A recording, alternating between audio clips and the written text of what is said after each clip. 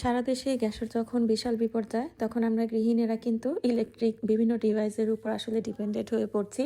আর আমার এই মিনি কুকারের বিভিন্ন রান্নার ভিডিও দেখে তোমরা অনেকেই কিন্তু এই কুকারটা আসলে কেনার জন্য ইনবক্স করেছো। আলহামদুলিল্লাহ, ইনবক্সে এত বেশি রাশ যে অনেকের মেসেজের আসলে রিপ্লাই দিতে দেরি হচ্ছে। তবে তোমরা একটুখানি ওয়েট করো, ইনশাল্লাহ সবাই কিন্তু রিপ্লাই পাবে। আর এই যে দেখো, সব কিছু মিলিয়ে গ্যাসের যন্ত্রণায় আমিও তো আছি। আর সবথেকে বড় যন্ত্রণা হচ্ছে যখন আমার এই মিনি কুকারে চায়ের ভিডিওটা ভাইরাল হয়েছে। আর সেই ভিডিওতে তোমরা আপুরা অনেকে কমেন্ট করেছো যে আসলে চায়ের মধ্যে কেউ লবণ দেয় নাকি।